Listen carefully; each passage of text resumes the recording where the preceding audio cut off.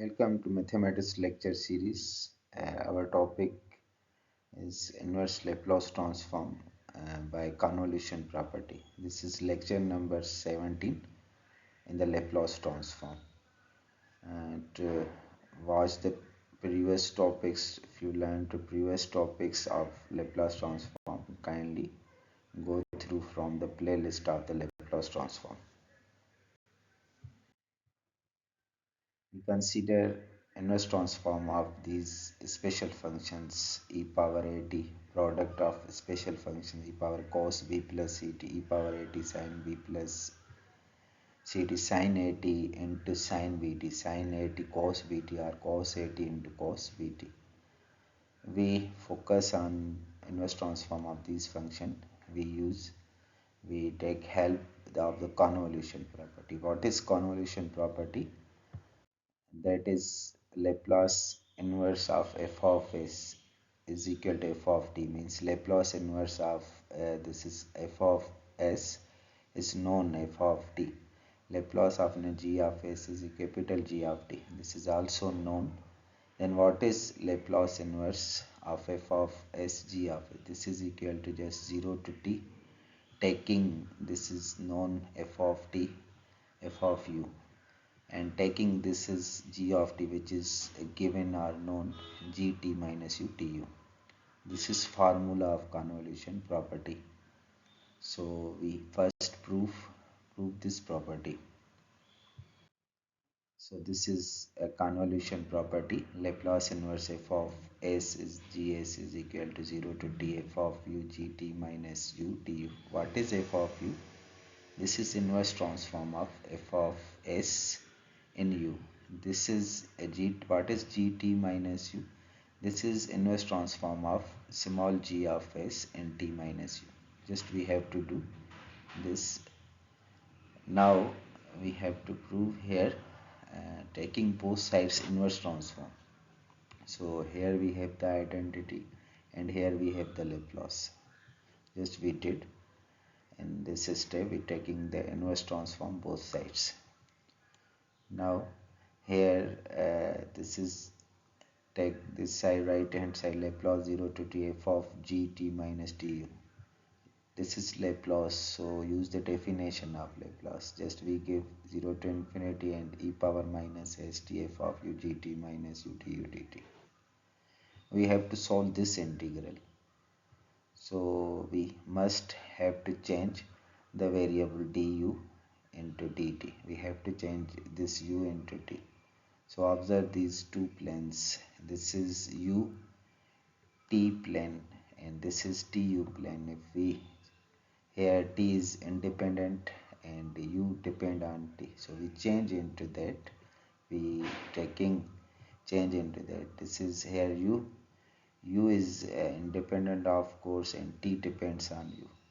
So we taking the integration here. Observe that 0 to here that integral depends on t, so t is equal to 0 to infinity. That integral depends on u and u is equal to 0 to t, and this plane on this plane. So we change in that plane. So we change du into dt. Dt change in du. First we did this. So here that integral of course depends on t and depends on u, that u. So if you have that plane u from 0 to infinity and that integral depends on t, so t u on that line, if you observe the limit that line in this is initially, so this goes from 0, t is equal to u to infinity, e power minus st f of u gt minus u dt du. This we change the order. Now u to 0 to infinity f of u du we write separately, and this is t. We separate the variables because that integral is depends on u, and t integral we separate. T is equal to u to infinity power minus st gt minus u dt. Solve that integral. So we, for that, make the substitution. We taking this t minus u is equal to z, taking derivative both side, dt is equal to dz. U is considered a constant, of course. If here and this substitution we use lower limit t is equal to u, so z becomes 0. If we here apply t is equal to infinity, so z becomes infinity. So z is equal to 0 to infinity. E minus s, what is t? Take from this, t is equal to z plus u, here z plus u. So here what is t minus u? We have the substitution z dz. Now here u is equal to 0, u is equal to 0 to infinity f of u. We separate this e power minus sz into e power minus su. So we separate e power minus su to that, and u dependent into e minus su f of u to u. Here we raise the e power minus sz g of z dz. What about this? If we compare the definition of the Laplace transform, it is Laplace of f of u. And what is this? If we compare the definition of Laplace transform, this is Laplace of g of z. So Laplace of f of u, we have denoted f of s. Laplace of g of z, we can denote g of small g of s. Okay, so that's from equation number 2, previous slides. Laplace of 0 to t f of u gt minus u du is equal to, of course, 0 to infinity. 0 to, we apply the Laplace e power minus gt minus u du dt is equal to f of s gs. So this Laplace, taking both sides inverse transform, we will have Laplace inverse f of s g of s equal to 0 to t f of u gt minus u du. So this is a complete proof of convolution property. Now by using the convolution property, we solve this example. Laplace inverse of 1 over s plus 3s minus 1 by using convolution property. You can also done by the partial fraction, by the inverse transform of convolution property. If you want to repeat, then go to playlist and you will have the video on the partial friction, inverse transform of partial friction. So here f of s is equal to 1 s plus 3 we suppose, g of s 1 over s minus 1, taking inverse transform. So what is inverse transform? 1 over s plus 3, of course.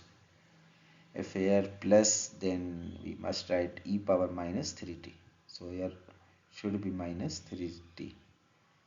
I haven't, but you have to write e power minus 3t. What about this 1 over s minus 1? This is inverse transform e power at. So we know the Laplace inverse transform of these two functions. Now by convolution property, Laplace inverse s plus 3s minus 1. This is e power minus 3t. So you have to make e power minus 3u. What is inverse transform of e power t? You have to transform this t into t minus u, just du. Now solve that integral 0 to t e power minus 3u. Separate these one e power t e power minus u du. You can write outside e power t because that integral of u, this is we treated as a constant. E power minus et, e power t is outside. 0 to t e power minus 3u e minus u, it becomes e power minus 4u du. E power t, here taking integral of e power minus 4u upon minus 4, 0 to t. Now apply the upper limit e power minus 4t. We take this minus 4 outside e power t over 4. What is the lower limit? Minus e power 0, and e power 0 is 1. So if we simplify minus 1 by 4 e power minus multiply e power minus 4 into e power minus 3t, e power t multiply this one e power t. So we will have at last e power t minus e power minus 3t upon 4. So I suggest you solve this example on the convolution property. If you have any confusion, you can ask me in comments or you can write me. Thank you. We have completed the lecture on convolution property, inverse transform by convolution property. So kindly subscribe the channel and like the video as you find more videos on the different topics of mathematics. Thank you.